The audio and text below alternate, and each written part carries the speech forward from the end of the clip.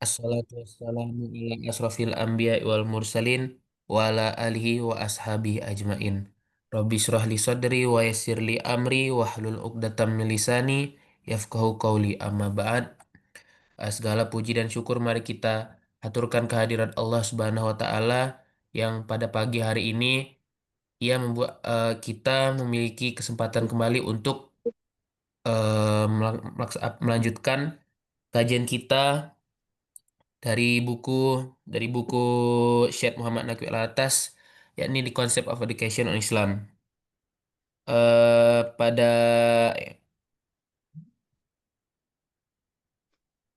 pada The Concept of Education of Islam karya Prof.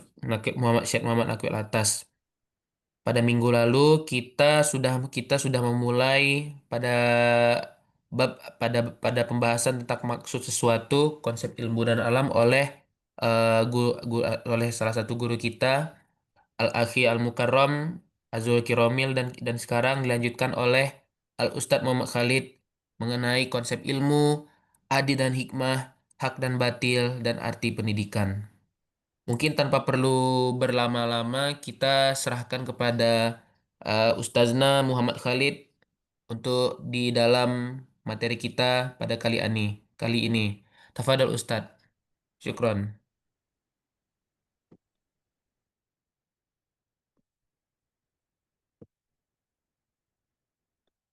Bismillahirrahmanirrahim. Assalamualaikum warahmatullahi wabarakatuh. Alhamdulillah wassalatu wassalamu ala Rasulillah wa la haula wa la quwwata illa billah amma ba'd. نوعنا تعلم التعليم النفع والانتفاع إفادة والاستفادة والحث على تمسك بكتاب الله وسنة رسوله والدعاء الهدى وابتغاء مرضاته وقلبه وثوابه سبحانه وتعالى. اللهم فقهنا في الدين وعلمنا التأويل أما بعد.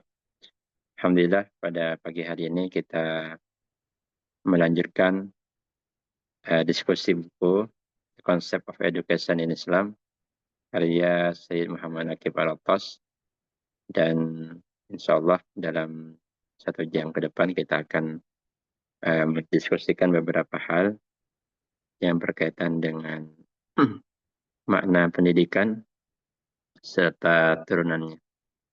Izin share screen terlebih dahulu.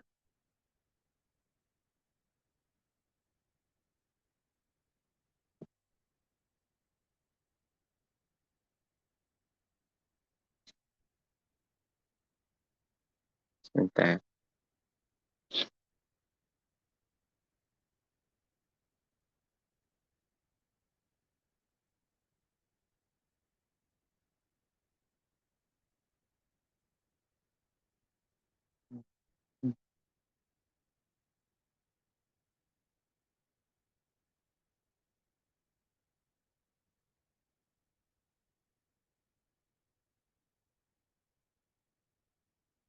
Salah. Salah. Bentar. Ah,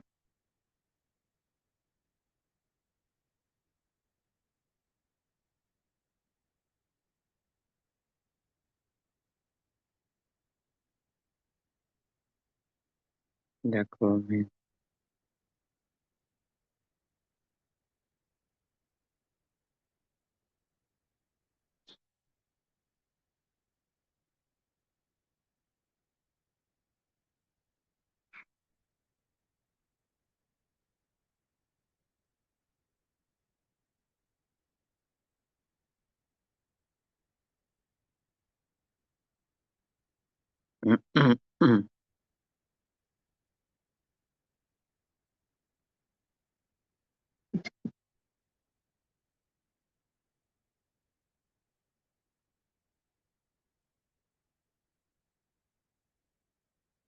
Concept of education. Baik. Masih yang sama. Lupa juga saya nyimpan filenya ini. Google Drive. Mungkin Mas Akbar atau Mas Azrul bisa di ini kan. Google.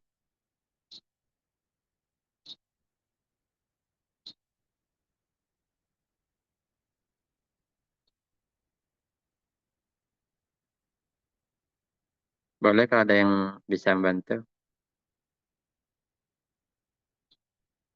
Oh, bisa sebentar ya. Coba dulu. Eh,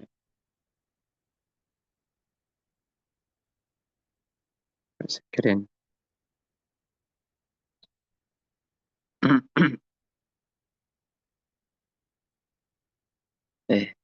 Belum bisa sepertinya. Boleh kalau ada yang bisa, Mas Azrul atau Mas Irfan atau Mas Akbar. Saya pakai HP nih, Sat. Nggak bisa. Oh, ya, siap. Nah, Bismillahirrahmanirrahim.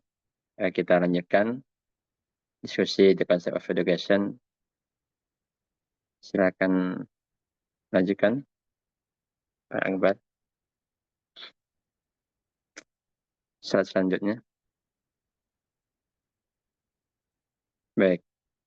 Eh, jadi sebelumnya kita sudah membahas beberapa hal yang terkait dengan pendidikan. Kata beliau, ya kita sudah membahas tentang makna sesuatu, ya sesuatu dalam pengetahuan yang ditanamkan. Apa itu sesuatu? Kemudian berkaitannya dengan pengajaran dan seterusnya. Kita juga mengatakan bahwa sesuatu itu adalah pengetahuan tentang tujuan mencari ilmu. Jadi apa yang dimaksudkan sesuatu? Jadi itu berkaitan dengan tanda ya. Tanda pas kita belajar akan sesuatu itu bukan hanya belajar tapi ada tujuan lain dari mencari ilmu. Kalau belajar alam, tujuannya supaya kita tahu pencipta alam. Sekarang ketika pengetahuan yang didefinisikan sebagai pengenalan terhadap tempat yang tepat dari segala sesuatu dalam tatanan ciptaan, namun definisi ini masih kurang ya, masih apa? Kurang tepat. Ya, sehingga hal itu mengantarkan kepada pengenalan terhadap tempat yang tepat bagi Tuhan dalam tatanan wujud dan kebenaran. Dijadikan sebagai isi pendidikan, maka hal itu pun tetap tidak cukup untuk menjadikan pendidikan benar-benar pendidikan dalam arti yang sedang kita jelaskan. Kecuali jika sesuatu yang dalam pengetahuan itu dimasukkan ke dalam definisi pengetahuan. Ya, jadi makna pengenalan itu masih kurang, butuh satu aspek lagi. Karena kalau hanya mengenal saja, ya pendidikan kalau dimaknai sebagai pengenalan terhadap tempat yang tepat, itu terbatas kepada makna taklim saja. Ya, terbatas kepada makna pendidikan yang biasa ada di sekolah. Kita hanya dikenalkan, tapi terkadang pengenalan itu tidak mengantarkan kita kepada langkah yang selanjutnya, yaitu pengamalan itu sendiri. Kan kita belajar bukan hanya supaya tahu, tapi supaya bisa diamalkan. Kan ada syair yang terkenal itu, wa'amilun, wa'alimun, ya wa'alimun, bi'ilmihi lam ya'malan, mu'adzabun min qabli ubadil watan. Orang alim yang tidak mengamalkan ilmunya, ya mu'adzabun itu akan diazab min qabli ubadil wasan sebelum para penyembah berhala itu diazab ya, disiksa. Di ilmu dalam Islam, pendidikan dalam Islam itu inherent di dalamnya dua makna sekaligus. Nah, sebelumnya kita baru membahas tentang makna pendidikan sebagai pengenalan terhadap tempat yang tepat ya. Ya, installing apa recognition ya of the proper place of God in the order of being and existence nah, gitu. Jadi mengakui ya, mengenali tempat yang tepat dalam tatanan ciptaan Tuhan. Oke, selanjutnya.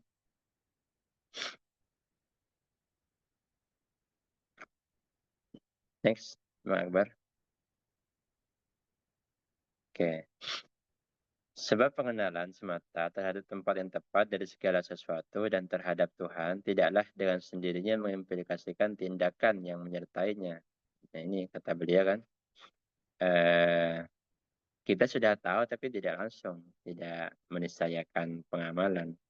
Ya, kalau dibaratkan knowledge for the sake of knowledge gitu. Jadi belajar atau pengetahuan ya hanya untuk pengetahuan saja. Jadi biasa peneliti-peneliti Senin sampai Jumat itu di perpus, ya. Kemudian Sabtu Ahadnya pergi ke bar, pergi ke diskotik, ya, gitu. Jadi seakan-akan hanya sebatas pekerjaan semata, tidak ada dimensi transendennya di sana. Jadi tidaklah dengan sendirinya mengimplikasikan tindakan yang menyertainya dari pihak manusia untuk berperilaku sesuai dengan tuntutan yang layak dari apa yang dikenali. Makanya pengenalan sejati harus diikuti dengan pengakuan. Nah, bahasanya apa? Acknowledgement ya. Acknowledgement, pengakuan. Kalau tidak, maka pengenalan itu sia-sia ya. Kalau hanya pengenalan saja, recognition, tanpa ada acknowledgement, tanpa ada pengakuan, maka ya masuk kepada banyak banyak eh, anjuran dan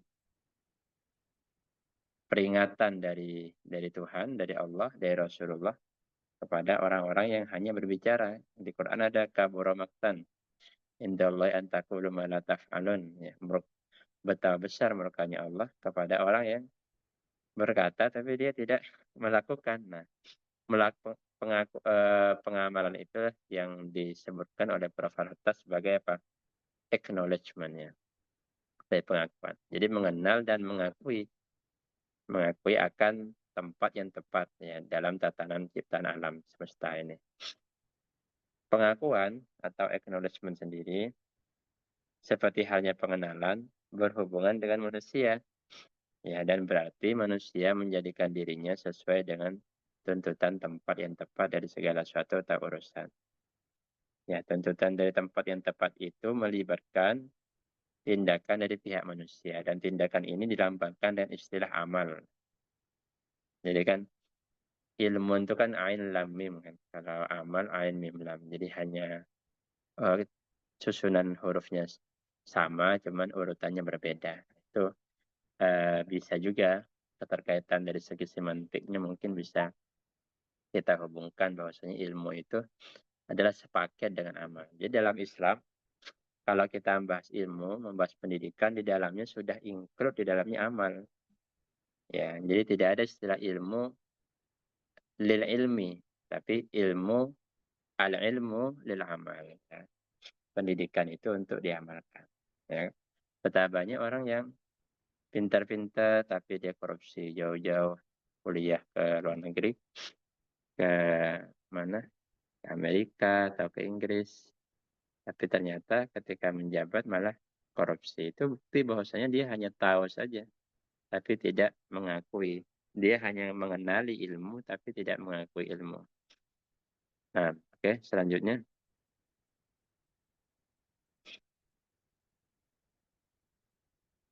Dari sini, eh, menjadi jelas bahwa sesuatu dalam pengetahuan yang kita perlukan untuk merealisasikan pendidikan adalah pengakuan terhadap tempat yang tepat dari segala sesuatu dan dari Tuhan yang dikenali sebagai ada dalam tatanan ciptaan serta dalam tatanan wujud dan keberadaan. Jadi unsurnya pertama apa tadi? Ya, pengakuan terhadap tempat yang tepat. Jadi kita harus mengakui akan tempat yang tepat di alam semesta ini dan juga mengakui akan penciptanya. Jadi kalau kayak saintis itu hanya tahu susunan alam semesta ini tapi berhenti di situ. Bahwasanya apa namanya materi itu terdiri dari apa? Partikel apa dan eh, energi ya nggak salah. Kurang tahu juga. Atau kalau dulu di pembahasan filsafat Yunani kan apa namanya sesuatu terdiri dari jauhar dan araf itu. Tapi berhenti di situ saja, tidak sampai kepada makna yang melampaui itu. Kan alam ini sebagai tanda kan, ayat. Ya, ayat yang bisa kita tafsirkan, yang bisa kita takwilkan. Dan ayat itu artinya tanda. Tanda kemana? Tanda menunjukkan kepada penciptanya. Maka ini kita berada pada posisi untuk menyempurnakan definisi isi pendidikan. Jadi kemudian definisi pendidikan secara utuhnya yang dipaparkan oleh Prof. Naki Walatas adalah apa? Recognition and acknowledgement of the proper places of things in the order of creation. Ya. Jadi pengenalan dan pengakuan terhadap tempat yang tepat dari segala sesuatu dalam tatanan ciptaan. Ya. Such that it leads to the recognition and acknowledgement of the proper place of God. Nah, sehingga hal itu mengantarkan kepada pengenalan dan pengakuan terhadap tempat yang tepat bagi Tuhan. Nah, jadi bukan belajar sains kemudian kita anti Tuhan, seperti neo-ateisme zaman sekarang, kayak Richard Dawkins dan sebagainya, melainkan semakin bertambah keimanan kita ya. Jadi nggak ada ceritanya zaman dulu ketika Islam memimpin peradaban, di Daulah Abbasiyah, Daulah Umayyah, Turki Utsmani, saintis itu ya seorang believer yang taat ya, seorang yang punya keimanan yang kuat. Tapi karena sekularisasi, modernisasi, postmodernisme itu meruntuhkan semuanya. Next.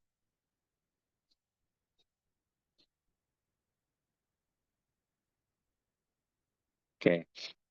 Dalam definisi kita tentang pengetahuan, yakni tentang apa yang dimaksud dengan pengetahuan dan isi pendidikan, kita perhatikan bahwa konsep tepat yang tepat. Nah, kan ada istilah tadi, the proper place. Nah, ya apa yang dimaksud dengan proper place itu? Recognition and acknowledgement of the proper place. Ya. Nah, kita perhatikan bahwa konsep tempat yang tepat berlaku pada dua ranah penerapan. Nah, ada dua, kata beliau. Ada ranah ontologi, ada ranah ontologis ya, the ontological domain. Ya. Dan ada juga ranah teologis ya, theological domain. Ya. Kalau ranah ontologis dari tempat yang tepat mencakup manusia dan dunia, benda-benda empiris yang nampak di dalam panca indera kita. Ya. Bagaimana alam semesta ini sangat beraturan ya. Ada rantai makan ya, kalau ada satu rantai makanan yang punah maka nanti akan merusak tatanan alam. Ya. Makanya merusak hutan atau merusak ekosistem laut dan sebagainya, itu nanti akan merusak tatanan benda-benda empiris ini. Nah, jadi kalau kita memaknai pendidikan sebagai pengenalan terhadap tempat yang tepat, jadi kita harus harus mengakui juga bahwasanya alam ini sudah diatur oleh Allah sebegitu rupa, jangan sampai kita rusak. Itu dari segi ontologisnya, ya, dari segi aspek manusia dan di luar manusia di alam dunia empiris ini. Nah, yang kedua ranah teologis. Nah, ini yang lebih transenden, mencakup aspek keagamaan dan etika dari eksistensi manusia. Ini lebih ke aspek yang lebih abstrak, tidak kelihatan, tapi itu yang lebih penting malah ya. Karena manusia itu kan intinya bukan jasad. Manusia itu intinya adalah apa yang ada di dalam diri manusia, dari aspek akalnya, kolbunya, ruhnya, nafasnya, itu ranah teologis. Jadi kita perlu juga belajar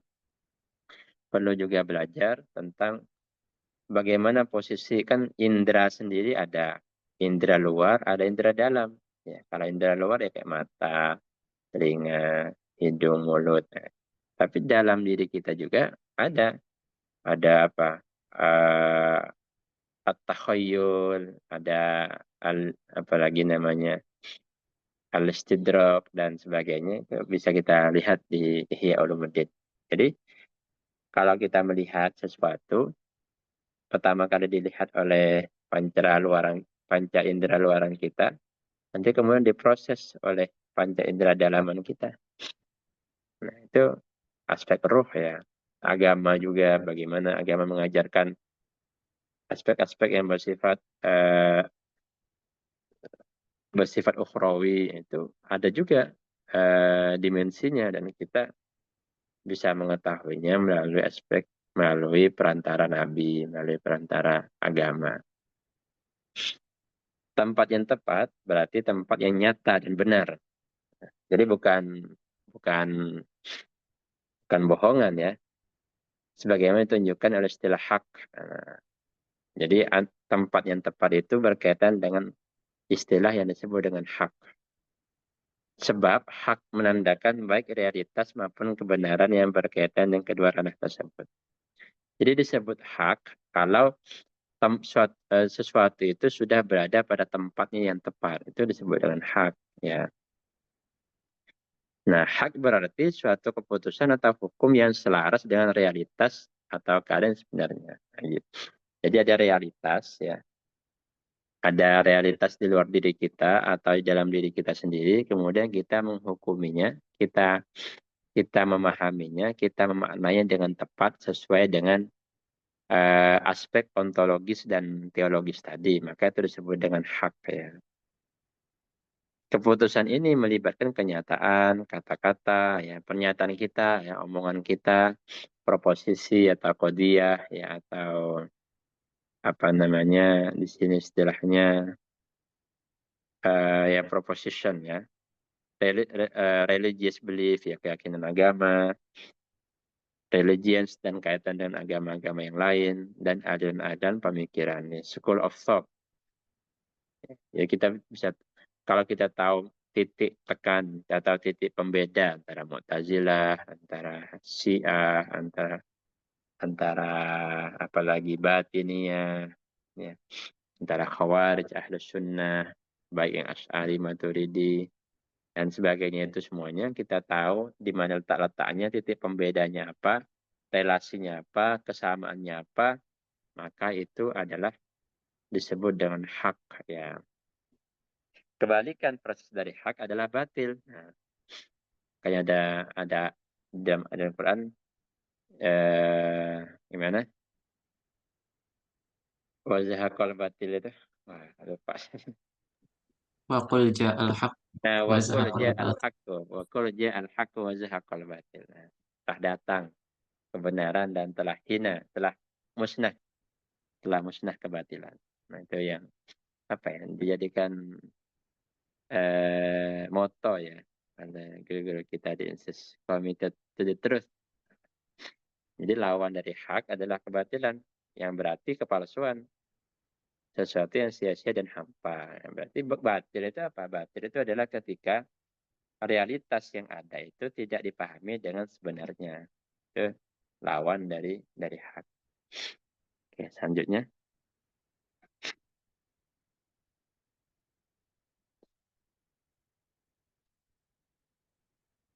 Maka istilah hak pada dasarnya berarti kesesuaian dengan tuntutan kebijaksanaan dan keadilan. Kemudian sekarang ada istilah namanya hikmah. Ada namanya adilan. Hak sudah ya. Nah hak ini dimaknai juga oleh Prof. Latta sebagai kesesuaian ya. Suitableness to the requirements of wisdom and justice. Nah untuk memahami maksud dari kalimat ini kita juga perlu mengetahui apa itu hikmah dan apa itu adil. Nah, apa itu kebijaksanaan dan apa itu keadilan. Yang kita pahami dengan keadilan, adil, adalah kondisi yang harmonis ya, ketika segala sesuatu berada di tempat yang benar atau tepat. Jadi keadilan itu lebih kepada kondisi. Jadi kalau misalkan rumah kita teratur, rumah kita tidak berantakan ya, kota kita bersih, kota kita teratur, tidak ada kriminalitas, tubuh kita juga sehat, tidak ada penyakit, bugar, dan sebagainya. Kondisi seperti itu disebut kondisi yang adil.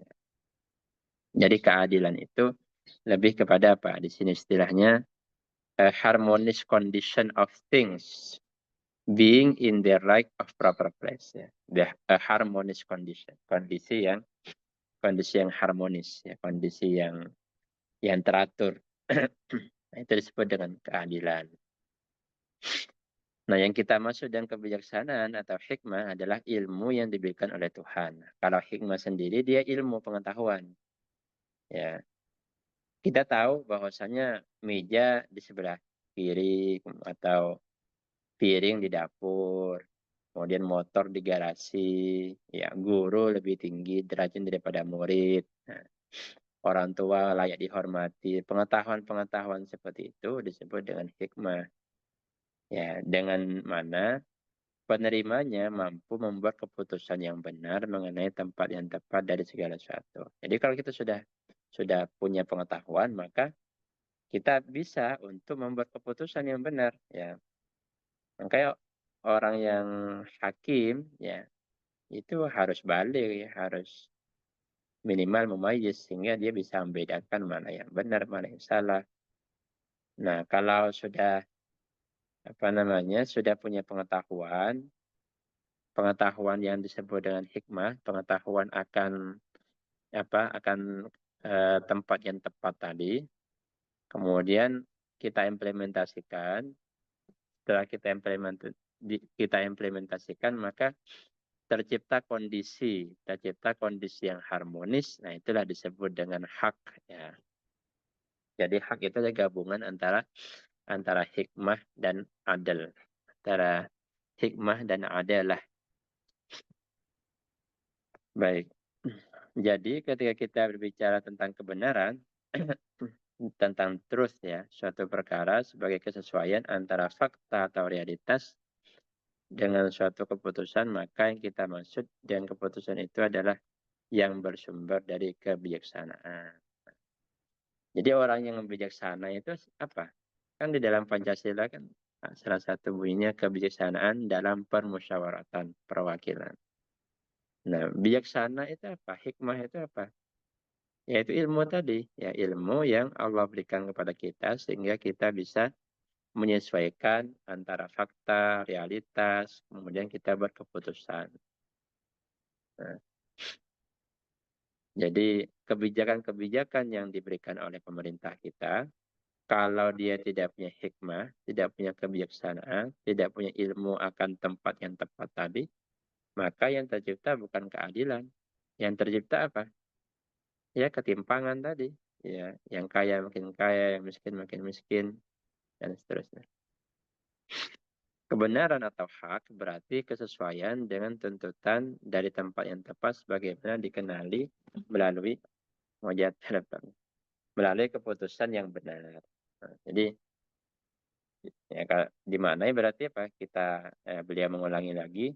Jadi kebenaran atau dalam bahasa disebut dengan hak itu adalah uh, kesesuaian, ya, the suitableness to the requirements of the proper place, ya, kesesuaian dengan tuntutan dari tempat yang tepat sebagaimana dikenali. Nah, dikenali oleh siapa? Dengan oleh hikmah tadi, melalui keputusan yang benar. Jadi keputusan juga harus benar, ya. Tidak hanya ilmu tadi berkaitan dengan pengetahuannya dan bagaimana cara mengimplementasikan. Nah, itu dalam balaghah itu disebut dengan muqtadul hal, ya. Jadi kalau kita berbicara misalkan, kalau berbicara di depan anak kecil, itu jangan terlalu ringkas, harus panjang kali lebar, harus dengan penuh canda tawa, eh, dengan hiburan, kita jelaskan panjang kali lebar. Begitu juga kalau kita berbicara depan orang awam yang tidak mengenali dunia akademis ini. Tapi kalau berbicara di sivitas akademika, orang-orang pintar dan sebagainya, maka cara berbicaranya dengan apa? Ijaz, ya. Kan di balaghah ada itnab, ada ijaz. Nah, kalau audiens orang pintar,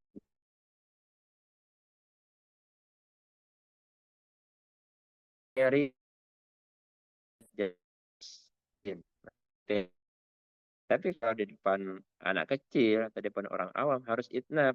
Jadi ulang-ulang, panjang kali lebar kali tinggi, dan seterusnya. Itu termasuk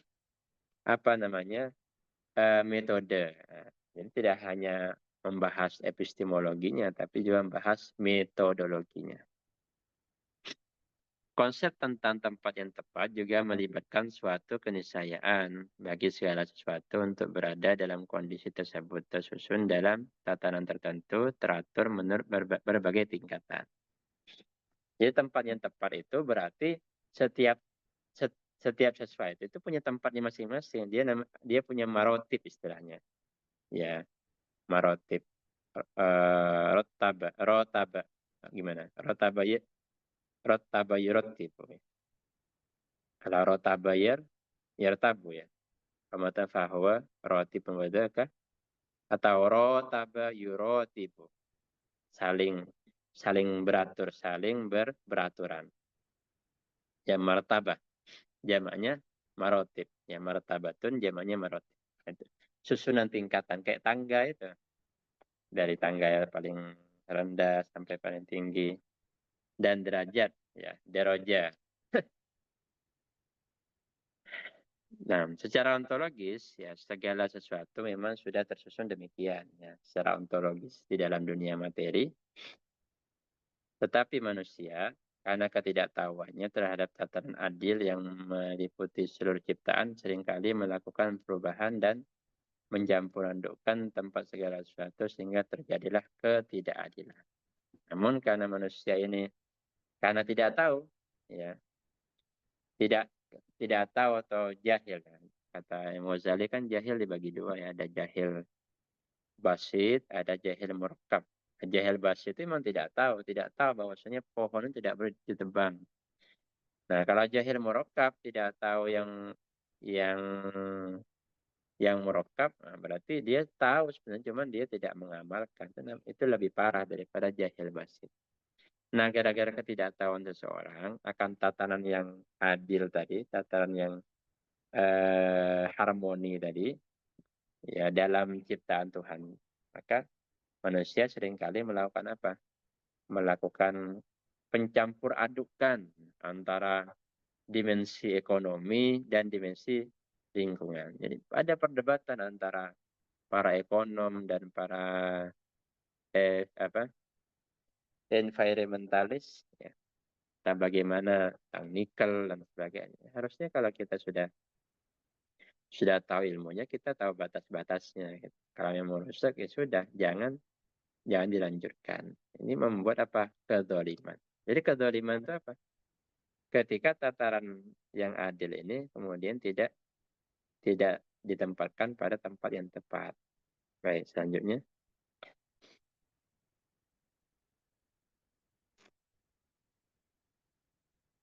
Next. Ya. Ketika kebenaran perkara itu diungkapkan kepada manusia dan dikenali olehnya, maka menjadi kewajiban baginya untuk menuntun perilakunya agar selaras dengan kebenaran itu. Itu tadi ya. Beliau menekankan kembali bahwasanya kalau sudah tahu dilaksanakan. Ya. Kata Prof. Mahfud itu kan, undang-undang di Indonesia ini sudah banyak, tinggal dikerjakan aja sudah cukup mencukupi. Memang kebanyakan undang-undang, tapi yang melaksanakan sedikit. Dengan kesalahan tersebut, manusia pada hakikatnya menempatkan dirinya pada tempat yang tepat. Pengenalan terhadap kebenaran, baik dalam ranah ontologis maupun teologis, menuntut dari manusia suatu perilaku yang sesuai dengannya. Maka, hak juga berarti tugas serta kewajiban yang mengikat sesuai dengan tuntutan realitas dan kebenaran. Ini menarik ya. Jadi sekarang ada istilah namanya HAM ya, hak asasi manusia. Manusia, jadi dalam HAM itu ada 3 kata yang harus kita ketahui maknanya secara mendalam, secara filosofis, sehingga kita tidak serampangan menuntut HAM itu. Ada kata hak, ada kata asas, ya, ada kata manusia. Nah, manusia apa? Nanti perlu belajar konsep manusia. Nah, hak, apa itu hak? Nah, jadi dalam definisi hak itu bukan hanya kita menuntut, tapi juga ada dimensi kewajiban yang kita miliki. Ya. Makanya ada yang menawarkan istilah lain, tidak hanya HAM tapi KAM, hak asasi manusia dan kewajiban asasi manusia.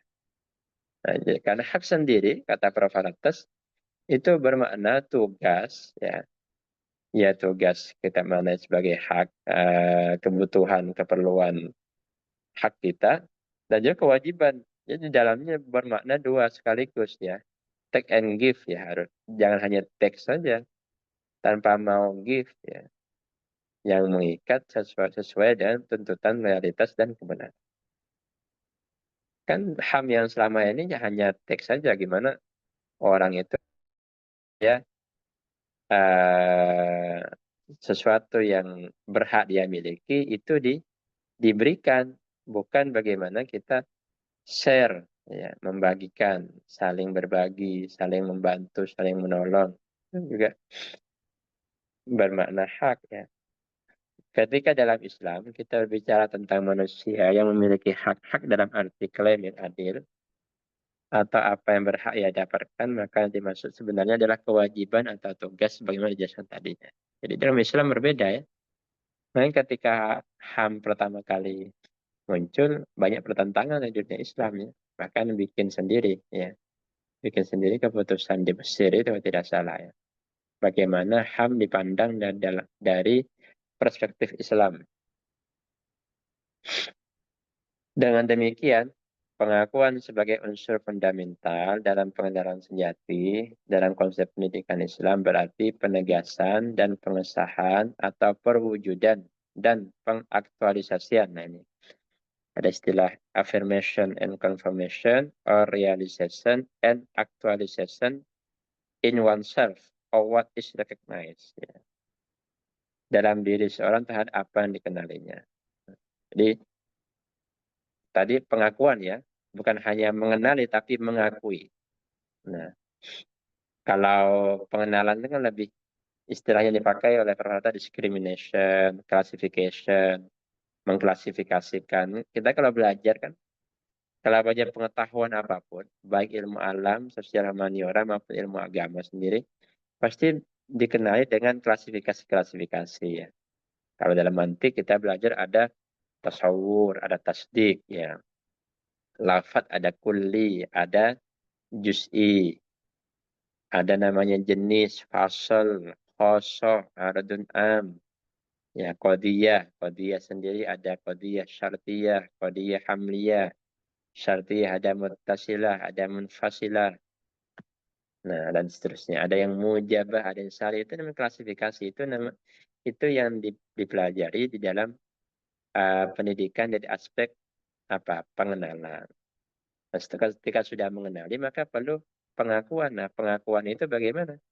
Ya, pengakuan itu mengafirmasi, mengkonfirmasi, merealisasikan, mengaktualisasikan, mewujudkan, mengamalkan terhadap apa yang dia kenalinya.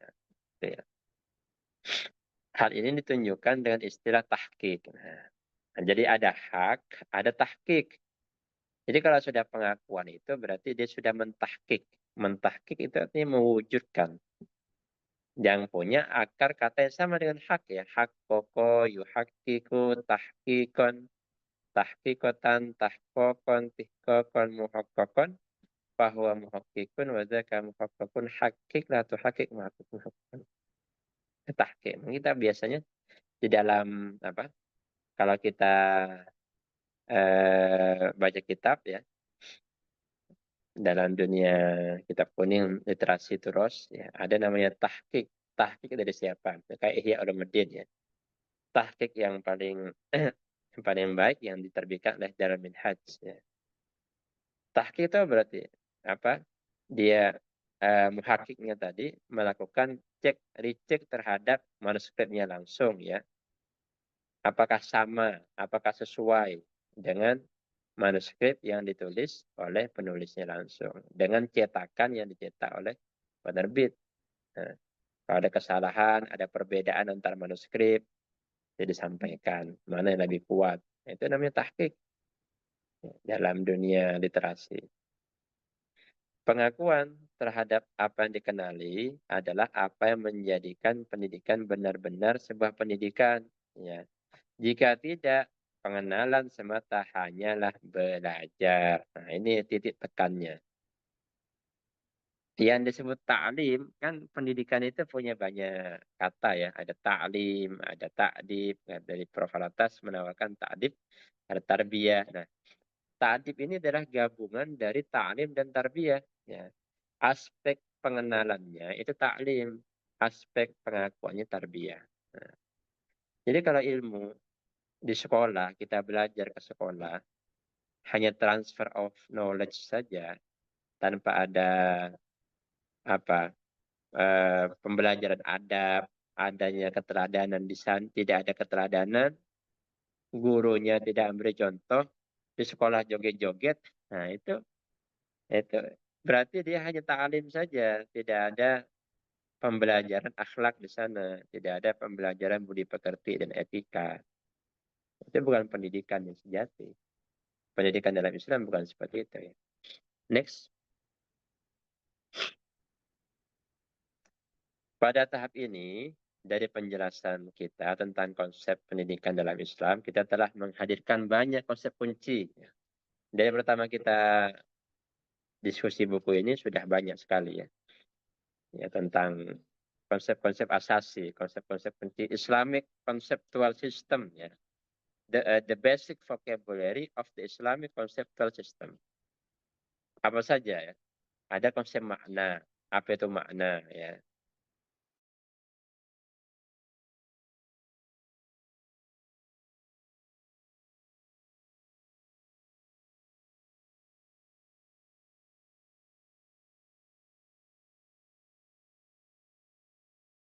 Puan terhadap ilmu yang sudah kita miliki, hak, apa itu hak, kesesuaian antara hikmah dan adil, ada akal, ada jiwa, nafas, ada kolab, serta tatanan hierarkis dalam ciptaan, marotib dan derajat, ya. Juga kata, tanda, dan simbol ayat, serta tafsir dan ta'wil. Ini istilah-istilah yang perlu kita pahami. Ya. Barangkali ada yang lupa, nanti bisa menyimak rekaman-rekaman pada pertemuan sebelumnya. Nah, kita telah menenun konsep-konsep ini ke dalam pola yang bermakna, sehingga memperjelas konsep pendidikan yang khas Islam. Yang kini kita definisi sebagai, nah ini beliau mengulang kembali definisi pendidikan dalam Islam. Jadi kalau kita, orang kadang berdebat, apa itu pendidikan? Nah, Prof. Alatas punya tawaran definisi yang sangat filosofis dan punya landasan epistemologinya dalam Islam. Jadi apa pendidikan kata beliau? Recognition, pengenalan, and acknowledgement dan pengakuan progressively instilled into men. Ya. Yang secara progresif, ya secara terus-menerus ditanamkan dalam diri manusia of the proper place of things in the order of creation. Ya. Terhadap tempat yang tepat dari segala sesuatu dalam tatanan ciptaan, such that it leads to the recognition and acknowledgement of the proper place of God in the order of being and existence. Sehingga hal itu mengantarkan kepada pengenalan dan pengakuan terhadap tempat yang tepat bagi Tuhan ya, dalam tatanan wujud dan keberadaan. Ya. Jadi kita belajar tentang alam semesta ini, tentang manusia juga, ada aspek pengenalan dan pengakuannya. Setelah itu kita melanjutkan ke langkah selanjutnya adalah mengenali dan mengakui sekaligus akan adanya pencipta di sana dalam tatanan wujud ini. Nah inilah makna pendidikan dalam Islam. Ya, selanjutnya. Nah terakhir, ada satu konsep kunci lainnya yang sesungguhnya merupakan pusat dari pendidikan dan proses pendidikan itu sendiri. Sebab semua konsep yang telah disebutkan sebelumnya memusatkan maknanya pada konsep ini. Sehingga ia sendiri sudah cukup memadai untuk menjadikan istilah yang tepat guna menunjukkan pendidikan. Konsep kunci ini adalah sesuatu dalam pengetahuan yang dimaksud sebagai pengetahuan tentang tujuan mencari ilmu. Konsep kunci utama ini terangkum dalam istilah adab. Selanjutnya, mungkin pengulas ya. Selanjutnya kalau tidak salah siapa itu? Irfan ya, nggak salah ya. Nanti dibahas. Jadi pendidikan dalam Islam sendiri, definisi yang tadi kita bahas, itu punya padanan istilah atau konsep kunci dalam Islam yang beliau teguhkan kembali, yaitu yang Prof. Alatas tegaskan kembali dari literatur Islam dan perenungan beliau, bahwasanya beliau kemudian mengistilahkan pendidikan dalam Islam ini cocoknya dengan adab, bukan dengan tarbiyah, bukan dengan taklim. Nanti akan dielaborasi pada pertemuan selanjutnya. Saya kira itu ulasan ringkas dari saya yang terbatas ini. Ya, kebetulan tadi malam ada undangan ceramah, ya, jadi persiapannya agak tidak terlalu lama ya. Tapi semoga ulasan ini bisa memantik ya teman-teman untuk untuk memahami apa yang ditulis oleh Prof. Alatas dalam bukunya The Concept of Education in Islam. Baik, terima kasih. Saya kembalikan kepada Bang Akbar dan silakan bagi yang ingin mengkritisi atau menanyakan dan mendiskusikan. Assalamualaikum warahmatullahi wabarakatuh. Waalaikumsalam warahmatullahi taala wabarakatuh. Baik, saya menyerahkan mungkin di sini ada yang ingin menanyakan mengenai konsep-konsep yang tadi Ustadz Khalid paparkan di sini. Tafadhol silakan. Mungkin Bang Azuro, mungkin Bang Irfan, silakan. Yang lain dulu. Iya, dulu siap siap siap siap. Karena di sini saya lihat ada 8 orang siap. Ada 8 orang. Dan saya dan Ustadz Khalid ada 6 orang yang mungkin bisa silakan dipersilakan buat bertanya. Mau mengulas atau ada yang salah, ada yang keliru, Iya, silakan. satu saya aja ingin bertanya di sini. Pada slide 6 Ustadz kan ada membahas mengenai pembahasan tentang hikmah ya kan, meletakkan sesuatu pada tempatnya dan Hmm. keadilan dan seterusnya begitu kan ya. Saya nih ingin bertanya mengenai suatu pandangan lain soal hikmah begitu. Ada di antara teman saya itu yang berkata hikmah itu adalah sesuatu yang melampaui salah dan benar. Itu keliru apa tidak begitu? Yang mencontohkan begini, melanggar lampu merah apakah salah? Salah. Cuma kalau misalnya ada orang yang melanggar lampu merah untuk mengantarkan dia punya istri misalkan untuk melahirkan, apakah itu dia masih juga dianggap salah? Dia tidak mengatakan itu benar atau itu salah, tapi itu namanya hikmah. Itu yang pertama gitu. Apakah pendapat melampaui hikmah itu adalah sesuatu yang melampaui benar dan salah itu adalah tepat begitu pertanyaan saya. Yang kedua, saya ingin bertanya, kalau kita lihat bagaimana perkembangan dari zaman modernisme sampai zaman modernisme kan dianggap bahwasanya pendidikan tuh dianggap bagus kalau dia tuh meragukan segala sesuatu, termasuk apa namanya hal-hal yang dohir batin, hal-hal duniawi, agamawi, semua harus diragukan katanya untuk mencari kebenaran. Apakah dalam mencari kebenaran itu semuanya harus diragukan kalau menurut perspektif perspektif Islam gitu. Terima kasih. Dalam pendidikan maksud saya. Ya, ini berat sekali ya pertanyaannya. Nanti yang lain boleh ya menambahkan ya, Mas Ya, Fajrul, silakan silakan. Irfan, dan sebagainya. Dan nanti Bang Akbar kalau mau mengkoreksi jawaban saya juga boleh. Jadi yang pertama tadi tentang makna hikmah ya. Jadi apakah hikmah itu bisa didefinisikan sebagai melampaui benar dan salah. Saya kira kita kalau membuat definisi itu kan ada aturannya ya. Ada eh, kemarin istilahnya ada definisi yang definitif atau disebut dengan had. Ada definisi yang deskriptif atau rosam. Jadi kalau model definisi seperti itu, dia bukan model definisi yang had. Barangkali rosam, bahkan rosamnya mungkin yang pakai Sepintas apa lalu ya? tadi. Pakai arodun am kalau dalam mantik itu ya. Hanya perkara yang umum saja yang bisa masuk istilah lain.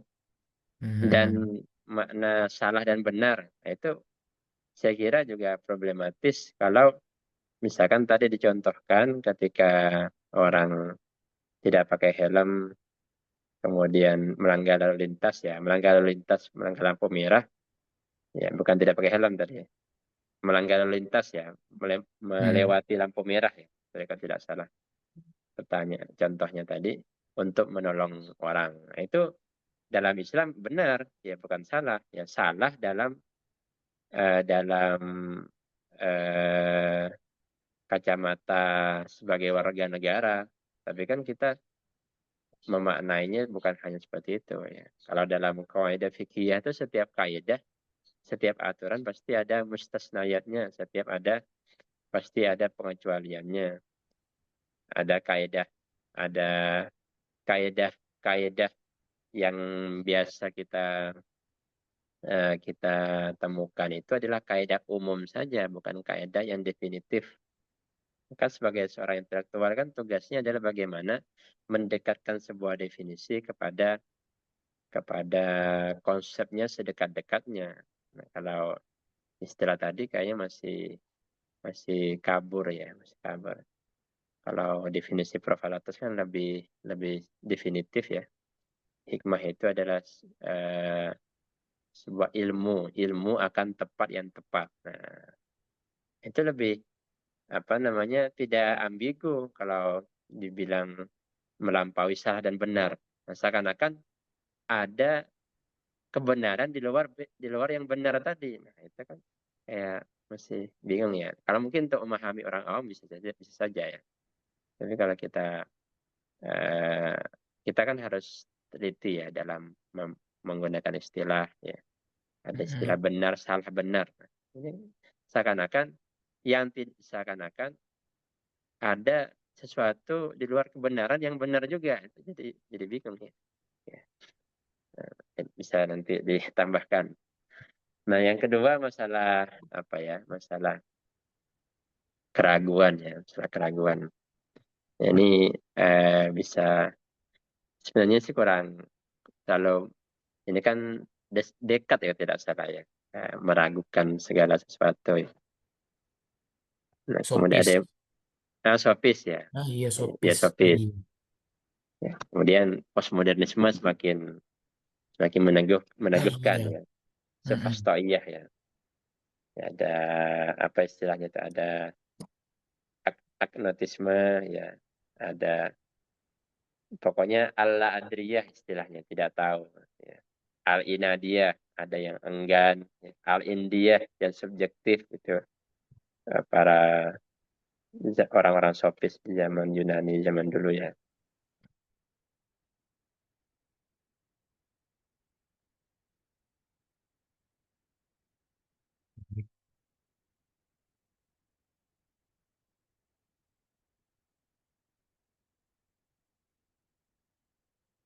Kalau yang subjektif bisa bahaya karena tidak ada aturan jadinya kan.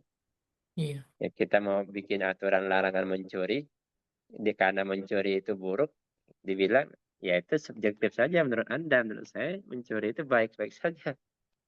Nah, tapi kalau meragukan dalam aspek dunia ilmiah, tentu ada batasnya ya. Jangan sampai meragukan segala sesuatu. Karena kalau kita Hmm. kita ragukan sesuatu, akhirnya ya itu tadi bisa mengarah kepada sofisme tadi yang membuat orang awam dan para intelektual menjadi tidak tidak beraturan ya. Kita kan hidup pengen teratur ya, pengen harmoni, pengen tenang, pengen damai, pengen nyaman. Nah, kalau dengan pemahaman sofisme tadi ya tentu tidak tidak bisa ya. Tapi tentunya jangan dijadikan sebagai alasan kita untuk malas ya.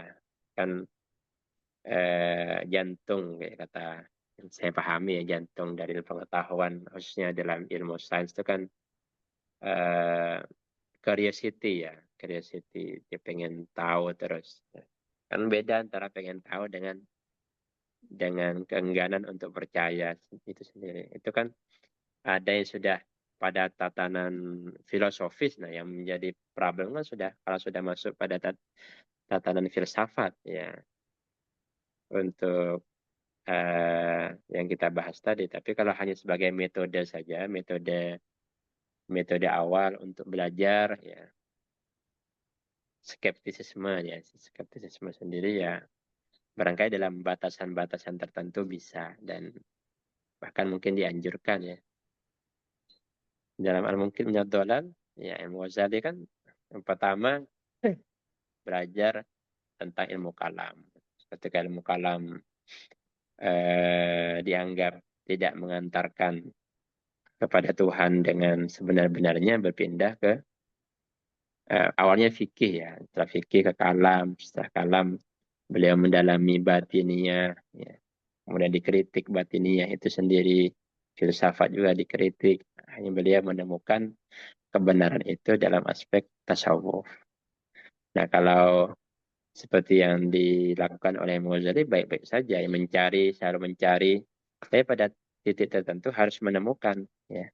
Dan para ulama sudah menemukan, tinggal kita jangan sibuk mencari, kita tinggal belajar saja dan mengamalkan, insya Allah kita akan sampai ya. Barangkali itu eh, apa namanya tanggapan dari saya.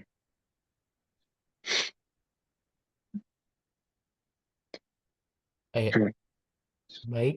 Mungkin ya dari dari Al-Akh Al-Mukarram, Ustazna Azul Kiromil dipersilakan.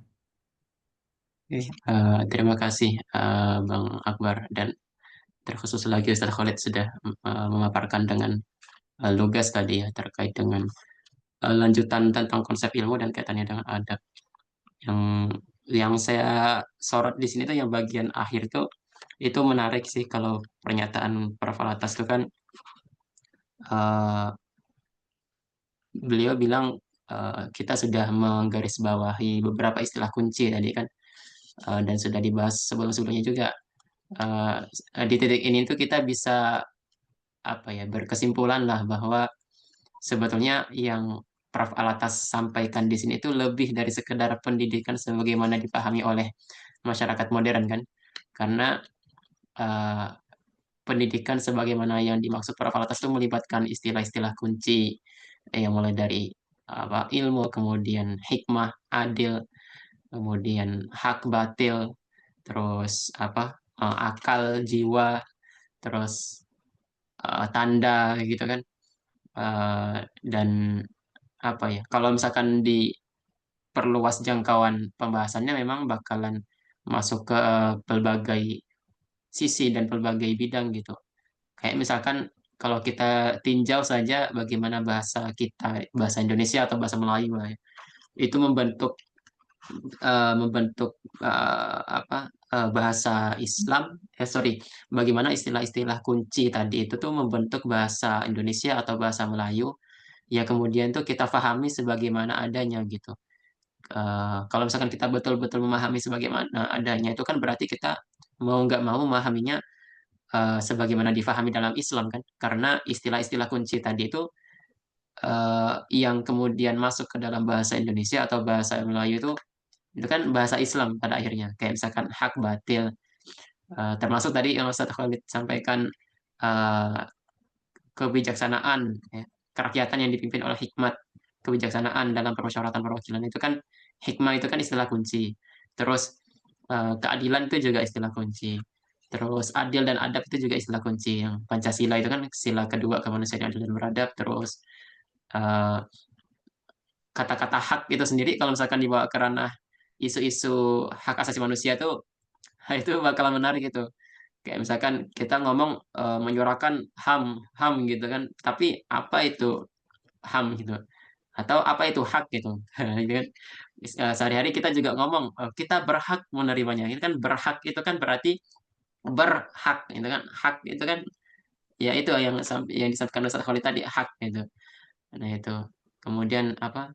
rasa keadilan kita harus berpihak kepada yang tertindas misalnya bahasa-bahasa apa atau suara-suara seperti itu. Nah itu keadilan seperti apa yang dimaksud? Nah, itu kan itu bakalan apa sangat menarik sih kalau misalkan diulas lebih lanjut. Jadi kayaknya Prof. Alatas nih memberikan apa ya? Memberikan makdabah atau hidangan buat kita ini memang bukan sekadar pendidikan dalam makna pedagogi, tetapi sangat sangat luas cakupannya ke bidang-bidang yang lain gitu. Termasuk masalah yang tadi Bang Akbar bilang eh, apa apakah ada yang namanya di luar kebenaran gitu kan. Tadi sebagai contoh melanggar lalu lintas itu dinilai salah tetapi eh, dalam dalam kasus tertentu itu bisa dibenarkan. Nah, itu kan sebenarnya di satu sisi ada kontradiksi, tapi di sisi lain tuh ada kesalahpahaman tentang konsep benar dan salah, ya, tentang hak dan batil. Eh, eh, Padahal kan kalau di dalam Al-Quran itu ada ayat ya, "Famadza ba'dal haqqi illa dhalal," gitu kan. Tidak ada eh, apa "Famadza ba'dal haqqi illa dhalal" itu artinya ya ya apalagi setelah kebenaran kalau bukan kesesatan. Nah, itu. Jadi apa ya lagi-lagi itu masalah-masalah pandangan hidup atau worldview yang tercermin dalam istilah-istilah kunci tadi kan. Itu mungkin saya sedikit apa memantik diskusi lah. Syukron katsiran.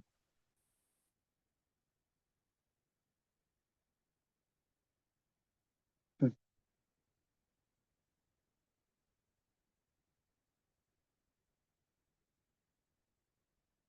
Mana Pak kemarin? Baik, kedengaran kan nih? Ya, kedengaran. Ya kedengaran. Baik, tadi bagaimana kelanjutannya ya Allah? Naam, naam. Ya, saya coba tanggapi ya. Eh, Ya, saya juga mungkin biar lebih pas ya, biar lebih pas. Kan di dalam Islam itu ada namanya sahih khoto, kemudian ada namanya hak dan batil. Kalau dalam dimensi furu'iyah, nah, kita menggunakan istilah. Nah, istilah sahih dan khoto. Gitu. Jadi dalam fikih misalkan ada yang kunut dan tidak kunut, ada yang baca bismillah, ada yang tidak baca bismillah, ada yang pakai niat, ada yang tidak pakai niat, ada yang salat witir, salat tarawih 20 rakaat, ada yang 8. Itu lebih kepada sahih dan khata, dan jadi tidak berimplikasi kepada dosa. Nah, berbeda dengan hak dan batil. Nah, berbeda dengan hak dan batil, kalau sudah hak berarti lawannya batil. Kalau sudah batil berarti sesat. Nah, itu lebih kepada aspek akidah ya. Nah, yang lebih tinggi lagi kita apa? Kufur dan Islam. Jadi kalau sudah tidak percaya Tuhan, nah ini kan belajar aspek pendidikan ini kan pengenalan dan pengakuan sendiri itu tidak hanya berhenti kepada aspek tatanan yang teratur, tapi harus sampai kepada pengakuan akan tempat yang tepat bagi Tuhan. Nah, kalau sudah sampai ke Tuhan itu kan sudah kepada aspek eh, salamah ya, keselamatan kita ya. Apakah kita Islam, apakah bukan Islam. Nah, tapi kalau hanya berhenti pada keperbedaan pemahaman akan tatanan atau tempat yang tepat tadi, yaitu mungkin aspeknya kepada aspek hak dan batil. Ya, kalau yang lebih lebih kecil-kecil, yang lebih furu'iyah, yang lebih juz'iyah itu pada sahih dan khata semata. Nah, jadi tinggal kita istilah apa yang mau kita tawarkan ya. Jadi kalau memang salah dan benar itu kan bahasa Indonesia kan. Itu perlu dirujuk salah itu dari bahasa apa, terus akar katanya bagaimana, benar juga seperti apa. Nah, kalau dalam Islam kan dia punya banyak varian kata yang bisa kita gunakan. Ya. Ada orang yang mudah sekali menyalahkan satu sampai dibilang kafir atau masuk neraka, padahal itu hanya pada aspek tataran yang bersifat furu'iyah, itu lebih sahih dan khotok saja, tidak sampai kepada hak dan batil yang bisa disesatkan. Kalau kita menyesatkan orang berarti itu sudah masuk ke akidah kan, atau sampai kepada aspek yang sangat qat'i ya. Kan ada dalam kajian usul fikih itu ada qat'iyul wurud, qat'iyud dilalah, itu bisa sampai kafir kalau tidak percaya. Wajibnya sholat, wajibnya zakat, wajibnya beriman kepada Allah. Ada qat'iyul wurud, dzanniyud dilalah. Ya, qat'iyul wurud, dzanniyud dilalah. Ayatnya qat'i, dalilnya qat'i, tapi pemahamannya bisa berbeda. Nah, yang kita boleh berbeda ya kalau dzanniyul wurud, dzanniyud dilalah. Gitu ya. Ini ada sidik dan kidib juga ya, tapi ia dalam lingkup pernyataan proposisi saja. Oh ya, jadi kan dapat definisi sidik itu kalau yunasibul waqi, biasanya sidik. Kalau kidib malah yunasibul waqi. Eh, tergantung tergantung apa? Tergantung ilmu apa yang dipakai kan. Setiap ilmu itu punya pemaknaan berbeda-beda ya. Insa khobar itu ada di mantik, ada di balaghah, ada di usul fikih ya. Sidik sidik kidib juga ada di mantik, ada di balaghah, di akidah juga ada. Jadi salah satu sifat wajib bagi Nabi kan sidik. Sifat mustahil bagi Nabi adalah kidib. Nah, barangkali itu tanggapan dari saya, mungkin yang lain atau bagaimana, silakan Mas Akbar.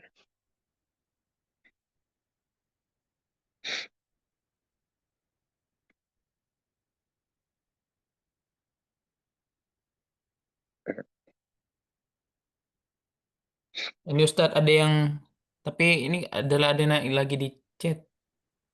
Oh ya, Chat.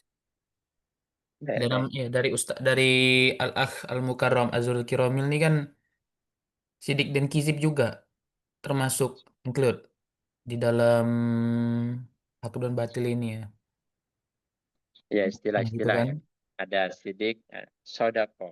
Sodako kan ada eh, akar kata dari turunan kata dari sodako itu ada namanya masodak ya. Mungkin kalau pernah belajar mantik itu ada istilahnya masodak. Masodak itu kalau ada satu kata, kemudian kata itu bisa kita masukkan ke dalam beberapa perkara-perkara yang bersifat partikular itu namanya masodak.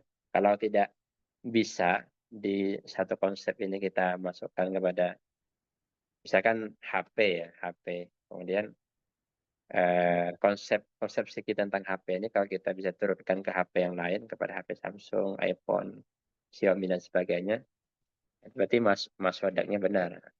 Yaitu berarti lawannya ya kidib ya. Kalau tidak bisa dipakaikan konsepsi yang kita pahami itu kepada turunannya, ya berarti tidak sesuai. Nah, itu juga istilah yang ada di dalam Islam ya. Ada sidik, ada kidib, ada sahih, ada khoto, ada. Cuman kalau sidik kidib itu lebih kepada perkataan ya, kalau tidak salah lebih kepada perkataan. Kalau sahih khoto lebih kepada konsepsi ya, hak batil sampai kepada keimanan. Itu pandangan saya lah ya. Nanti bisa dirujuk ke literatur. Baik. Ya, mungkin ada lagi yang ingin bertanya, mengoreksi juga juga enggak apa-apa atau juga mungkin menambahkan paparan dari Ustazna Muhammad Khalid, mungkin dari Bang Irfan, dari Kak Utik atau dari peserta lainnya dipersilakan. Kita lihat di sini ada yang saya enggak paham di sini. Dari kawan Ahmad Zaki Al-Muntazor, ada TE. Baik, mungkin ada yang ingin bertanya.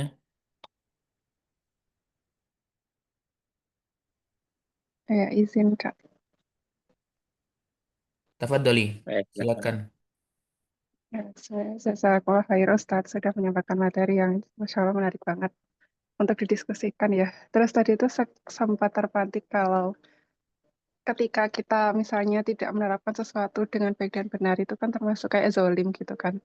Terus kayak mencoba merefleksikan dengan kondisi pendidikan sekarang kayak kita lembaga pendidikan termasuk juga lembaga pendidikan Islam kayak belum sepenuhnya menerapkan pendidikan yang benar kayak baru taklim pengajaran dan seterusnya kayak berarti kita kan sedang dalam tanda kutip tidak sengaja saling menzolimi bahkan ini kayak kezoliman yang tersistematis. Nah mungkin dari Ustadz sendiri tanggapannya kayak gimana?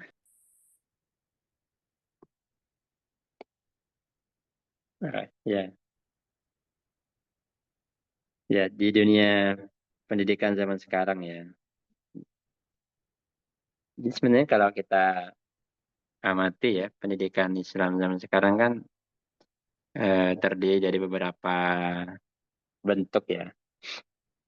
Yang kata Seadian itu sebenarnya bukan pendidikan, persekolahan. Jadi selama ini kita bahas tentang pendidikan, tapi pendidikan yang dibahas hanya berhenti kepada aspek sekolah saja. Ya orang mengkritik pendidikan di Indonesia. Sebenarnya yang dikritik kata Seadian itu bukan pendidikan, yang dikritik adalah sekolahnya, persekolahannya. Nah, tapi itu adalah mantik umum wal khusus ya hubungannya. Nah, ya, kalau kita maknanya pendidikan di sini sebagai lembaga pendidikan ya. Jadi memang selama ini kan kita kalau kita bangun sekolah tidak punya landasan yang kuat ya, tidak punya fondasi filosofis yang jadikan landasan kita kenapa kita membuat sebuah lembaga pendidikan ya. Ya niatnya macam-macam orang itu bikin lembaga pendidikan ya. Ada yang murni sebagai bentuk nasrul ilim, ada yang untuk niat menyebarkan ilmu, khidmah kepada ilmu supaya menjadi wasilah nanti di akhirat dan sebagainya. Ada juga yang ya ada niatan komersialnya juga ada ya, atau kita tidak tahu niatnya itu seperti apa. Tapi pada intinya kan pendidikan itu kita harus berusaha dan semaksimal mungkin menempatkan suatu pada tempatnya. Ya masing-masing pasti ada kekurangan dan kelebihannya. Baik di pesantren maupun di sekolah terpadu atau lembaga-lembaga Islam yang berasrama, Mahat Ali, UIN, dan sebagainya. Ya, itu makanya kita selalu berusaha, jangan berhenti untuk berusaha memperbaiki diri ya. Ya, kalau kita aktif di dunia pendidikan, pasti kita tahu mana letak kekurangannya. Nah, kekurangan itu yang berusaha kita perbaiki sedikit demi sedikit. Ya, guru-guru, intinya kan di guru kan. Kalau gurunya sudah paham worldview Islam, ya sudah tahu konsep-konsep dalam Islam, tinggal dia mengimplementasikan sesuai dengan kebutuhan, sesuai dengan tuntutan dia. Kalau dia mengajar di bidang sains, bagaimana supaya mengantarkan kepada Tuhan, jangan sampai mengarah kepada ateis ya. Kalau dia pengajar ilmu-ilmu sosial humaniora ya IPA, IPS ya sosiologi, kemudian juga ekonomi dan sebagainya. Itu juga kalau dikenalkan konsep-konsep kayak yang kita bahas tadi ya, keadilan dalam ekonomi gimana ya, konsep manusia dalam sosiologi ya, konsep manusia dalam Islam seperti apa. Nah, itu penting ya. Jadi bagaimana supaya pendidikan kita itu bisa, karena zaman sekarang kan tantangannya sudah berbeda ya, tantangannya karena kita hidup di dunia ya digital ya, media sosial. Kita tidak tahu anak didik kita itu apa namanya mengakses informasi yang seperti apa. Nah, peran pendidikannya, peran guru, peran sekolah itu adalah bagaimana kita menyiapkan filter itu, menyiapkan supaya murid kita ketika menemukan sesuatu dia bisa menempatkan satu pada tempatnya. Ya, jadi kan apa namanya kalau kebanyakan informasi, tidak ada filter, akhirnya brain rot ya. Kalau zaman sekarang kan istilah yang terkenal pembusukan otak ya. Jadi yang dibutuhkan itu bukan informasi yang melimpah itu, tapi bagaimana kita menyaringnya. Nah, penyaringan itulah yang disebut pengenalan ya. Kita mengenali, oh ini penting, ini nggak penting. Oh ini bermanfaat, ini nggak bermanfaat. Oh ini sudah kebanyakan, ini sudah overdosis kita menggunakan media. Itu semuanya ini kan gagasan besar yang ditawarkan oleh Prof. Alatas, tinggal kita turunkan kepada aspek praktis sesuai dengan kondisi dan kebutuhan masing-masing di lembaga pendidikan. Ya orang tua juga ya, termasuk punya peran yang besar dalam mendidik anak. Ya, kalau kita bahas pendidikan di Indonesia atau zaman sekarang ya mungkin 3 jam, 3 hari, 4 hari, 3 hari, 3 malam, ya akan habis-habisnya lah kita bahas kekurangan, apa problem pendidikan di Indonesia atau pendidikan Islam di Indonesia. Ya, dari aspek gajinya, muridnya, akhlaknya, orang tuanya, lingkungannya dan sebagainya. Tuh, banyak sudah yang mengulas ya. Ya, saya kira itu. Mungkin ada tanggapan lagi dari Mbak Uti.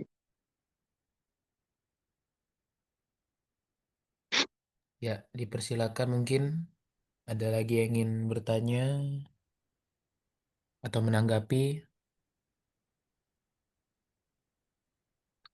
Dapat dulu. Oh, ada yang bertanya Ustadz.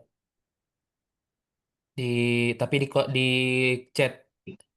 Ustadz izin bertanya apakah ada keterkaitan adab dengan tasawuf sebagai jalan spiritualitas bagi kehidupan masa kini? Mungkin sedikit sedikit banyak ada yang menyinggung soal pendidikan juga. Dipersilakan Ustadz Nama Muhammad Khalid. Ya, tentu sangat berkaitan ya antara, kan tadi dikatakan bahwasanya pendidikan itu adalah pengenalan dan pengakuan akan tempat yang tepat ya pada tataran alam ini. Nah, tasawuf itu kan eh, aspek yang dibahas adalah aspek jiwa, aspek hati, aspek akal. Bagaimana kita supaya bisa berlaku atau bersikap yang baik. Dan bersikap yang baik itu yang mengarahkan adalah hati kita, ya, jiwa kita. Nah, itulah dimensi tasawuf berperan di sana. Ya kalau mau lebih dalam lagi, tasawuf itu kan membahas tentang kuiditas, eksistensi. Nah, kita mungkin eh, belum membahas, kalau baca buku Prologi Minatul Metafisik Islam itu di bagian akhir, wah itu sangat mendalam dan sangat rumit.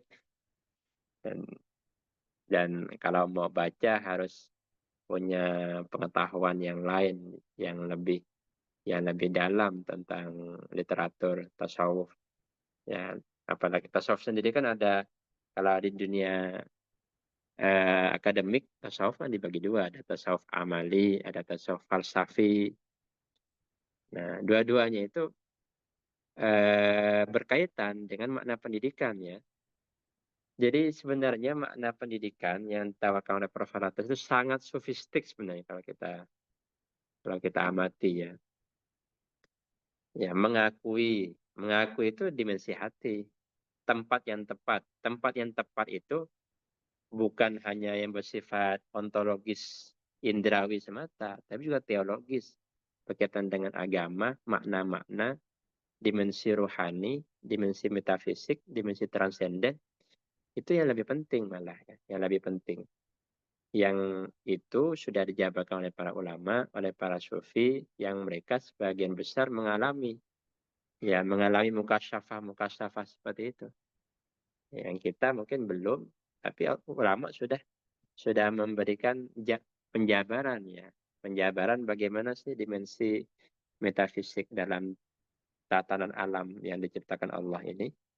Mungkin kita hanya mengamati yang indrawi saja, mengamati pohon, mengamati, kan ada jin, ada malaikat, roh saja, wama utitum illa qalila ya. Tidak aku berikan ilmu tentang roh ini kecuali sedikit. Dan yang sedikit itu sebagian ada yang menyicipinya. Nah, Ya, guru kami Ustaz Holil itu bilang kalau Syed Muhammad Nakib ini wali katanya. Kalau wali ya berarti sudah mukasyafah ya, sudah mukasyafah, sudah diberikan taufik oleh Allah untuk menyingkap tabir-tabir dan hijab-hijab ini. Ya barangkali itu dari saya tanggapannya.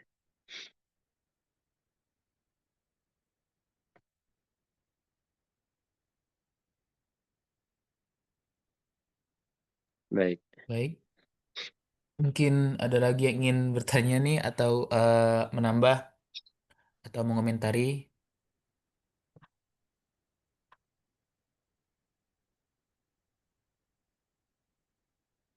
Tafadholu ilaikum jami'ah.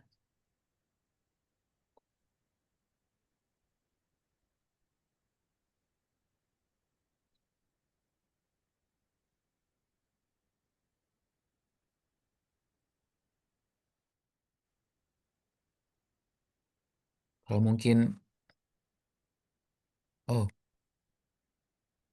kalau mungkin tidak ada lagi yang ingin bertanya, mungkin bisa kita akhiri pada pertemuan kita pada pagi hari ini, pada ibaratnya kuliah subuh kita pada pagi hari ini.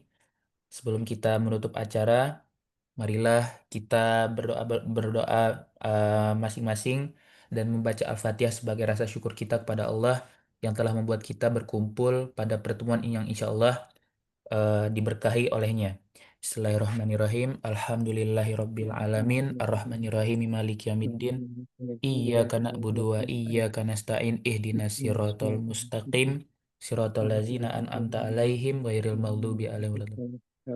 Syukron kasir kepada Ustazna Muhammad Khalid yang telah membawakan materi dari bukunya Syekh Muhammad Akib Latas, Hafizahullah Ta'ala, dan kepada teman-teman yang hadir dalam kajian kita pada pagi hari ini. Dan akhirul kalam, marilah kita bersama dan tak lupa kita membaca doa kafaratul majelis. Subhanakallahumma wa bihamdika asyhadu an la ilaha illa anta astaghfiruka wa atubu ilaik. Bila taufiq wa hidayah. Assalamualaikum warahmatullahi taala wabarakatuh. Terima kasih kepada semuanya. Waalaikumsalam Waalaikumsalam warahmatullahi Jazakumullah warahmatullahi khair. wabarakatuh. Wabarakatuh. Jazakumullah khair. wabarakatuh.